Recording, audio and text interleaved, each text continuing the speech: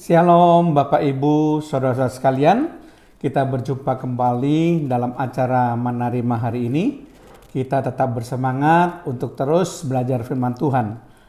Kita percaya bahwa dengan belajar firman Tuhan, kita akan lebih mengerti apa yang Tuhan mau untuk kita lakukan dalam hidup kita.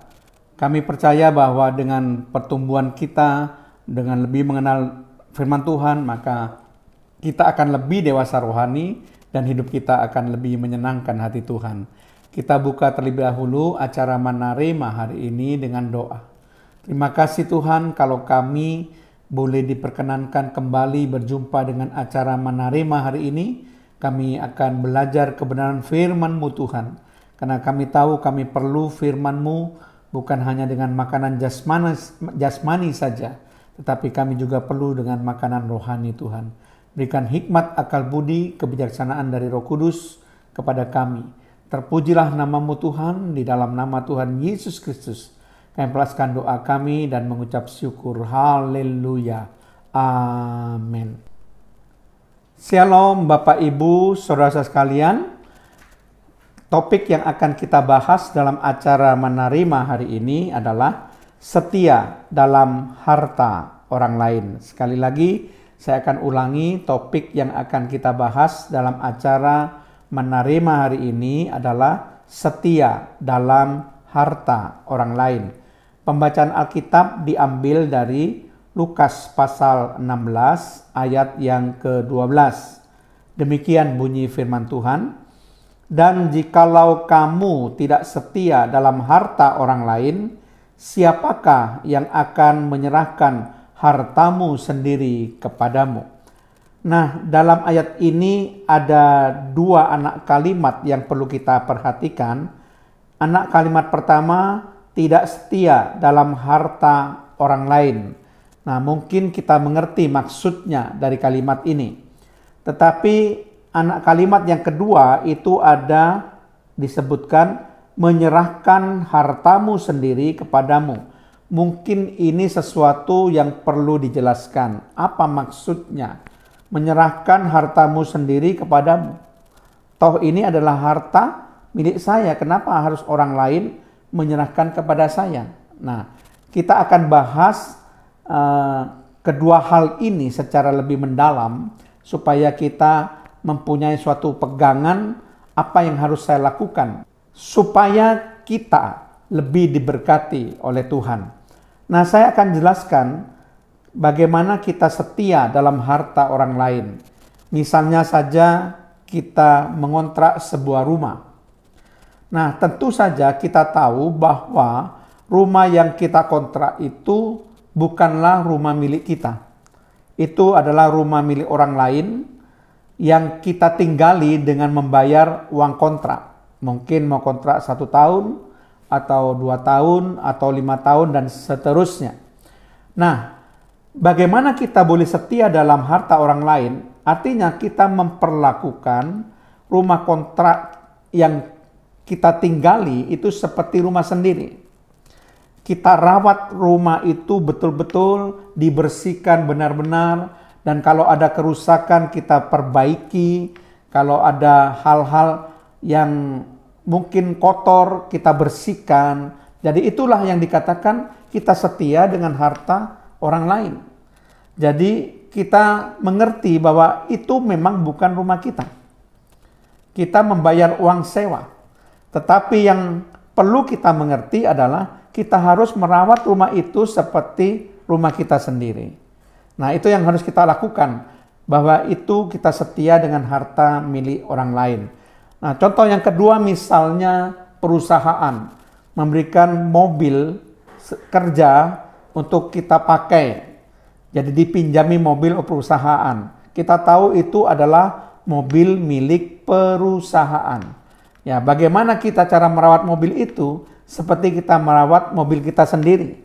Kita perhatikan isi angin dari bannya, kemudian kita bersihkan ke pencucian mobil, tempat cuci mobil, kita bersihkan yang kotor, dan kita isi bensin tidak pernah terlambat. Nah, demikian caranya kita rawat mobil itu seperti mobil kita sendiri, Dan itu akan membuat pemimpin perusahaan melihat bahwa kita ternyata setia dengan harta orang lain, setia dengan mobil milik perusahaan.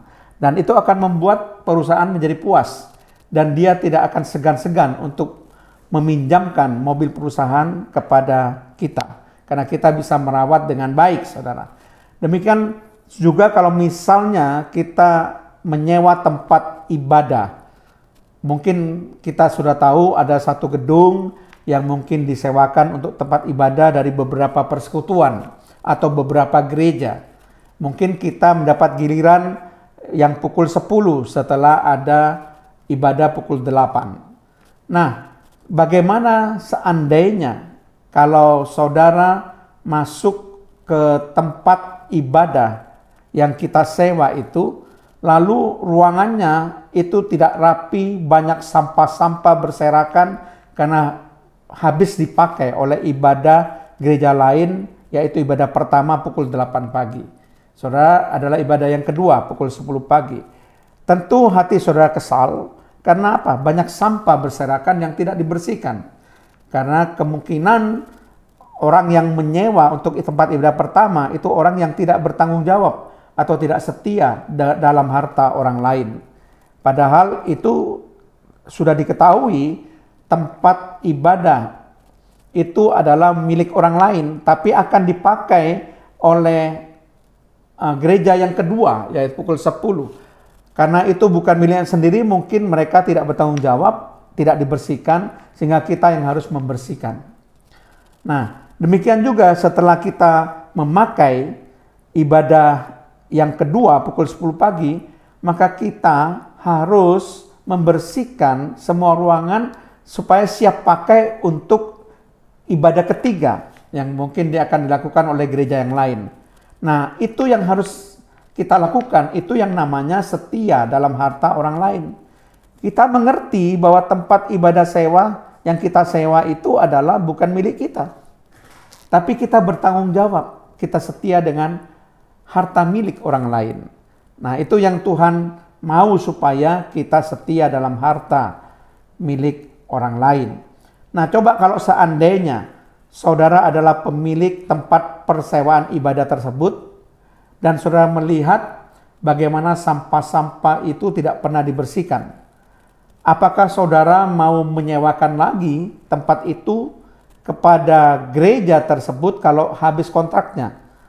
Tentu saudara tidak akan menyewakan lagi. Tentu saudara merasa bahwa orang ini tidak bisa bertanggung jawab terhadap tempat ibadah yang sudah dia beri untuk disewa, saudara. Tapi ternyata tidak pernah dibersihkan, tempatnya tidak pernah dirawat, saudara. Sehingga saudara pasti tidak akan menyewakan kembali. Nah, itu sebabnya Matius 7 ayat 12 katakan, segala sesuatu yang kamu kehendaki supaya orang perbuat kepadamu, perbuatlah demikian juga kepada mereka. Itulah isi seluruh hukum Taurat dan kitab para nabi. Jadi kalau saudara ingin supaya tempat ibadah yang saudara lakukan, yang saudara gunakan, yang saudara gunakan itu bersih, ya kita harus bersihkan lebih dulu tempat ibadah itu untuk digunakan orang lain. Jadi apa yang saudara harapkan supaya orang lain perbuat kepada kita, kita lakukan terlebih dahulu kepada orang lain.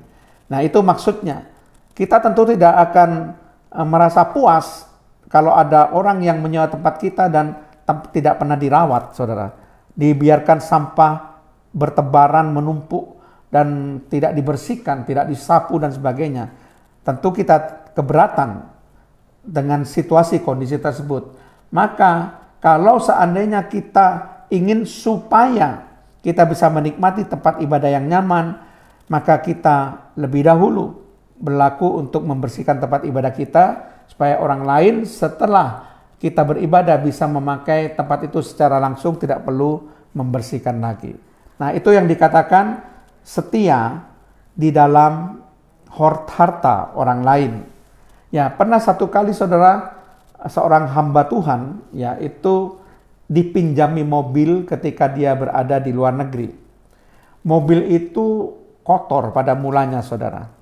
Ya, karena mobil itu pernah dipakai untuk mengangkut barang-barang dan rupanya pemiliknya jarang sekali membersihkan mobil itu. Nah, ketika hamba Tuhan itu dipinjami mobil, maka dia pakai mobil itu ya untuk berkeliling ke tempat pelayanan. Nah, kemudian setelah dia meminjam mobil itu, dia membersihkan mobil itu. Dibersihkan mobil itu dengan baik, dicuci mobil itu, bahkan dibawa ke tempat pencucian mobil supaya bersih. Setelah itu dia isi bensinnya full, bahan bakarnya full, lalu dikembalikan. Maka si pemilik mobil itu pasti akan puas. Dan dia selalu menawarkan kepada hamba Tuhan ini, kalau datang ke kotanya, silahkan pakai mobilnya kapan saja. Karena apa? Karena tingkat kepuasan si pemilik mobil. Kita memperlakukan mobil itu seperti mobilnya sendiri. Mobil dari hamba Tuhan itu. Sehingga ketika dikembalikan, apalagi dengan bensin yang full, bahan bakar yang full, saudara, tentu pemilik mobil akan sangat bersuka cita. Nah, itulah kita yang terlebih dahulu harus lakukan, yaitu setia dalam harta orang lain. Nah, di sini dikatakan apabila kita tidak setia dalam harta orang lain, maka tidak ada orang yang menyerahkan harta milik kita kepada kita. Itu maksudnya begini, saudara. Kalau kita setia dalam harta orang lain, maka Tuhan akan memberikan harta yang belum menjadi milik kita, karena belum kita terima. Sehingga kita akhirnya mendapatkan harta karena kita sudah bersikap baik, berlaku yang baik sesuai dengan apa yang Tuhan mau, saudara ya. Sehingga kita diberkati. Tapi persyaratannya harus dipenuhi terlebih dahulu, yaitu kita harus setia dalam harta orang lain terlebih dahulu.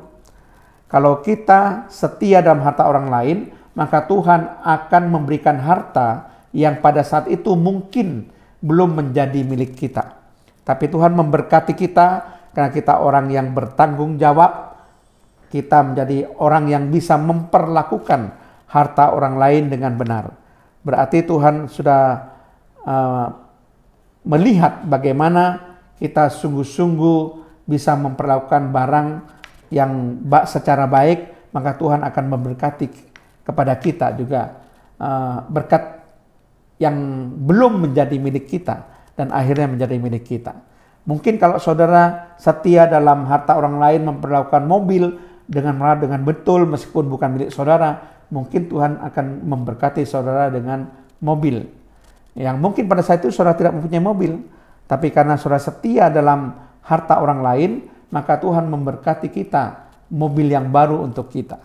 Bisa saja itu terjadi karena firman Tuhan katakan kalau kita setia dalam harta orang lain, maka Tuhan pasti bisa memberkati kita yang mungkin harta yang masih belum menjadi milik kita menjadi harta kita. Amin. Mari kita berdoa.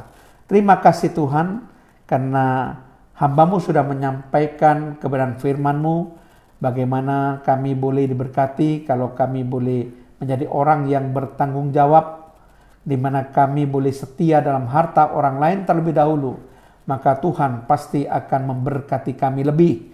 Mungkin Tuhan akan memberikan harta yang masih belum menjadi milik kami, akhirnya kami mendapatkan harta itu bagi kami. Terpujilah nama-Mu Tuhan, di dalam nama Tuhan Yesus Kristus, kami melepaskan doa kami dan mengucap syukur. Haleluya. Amin.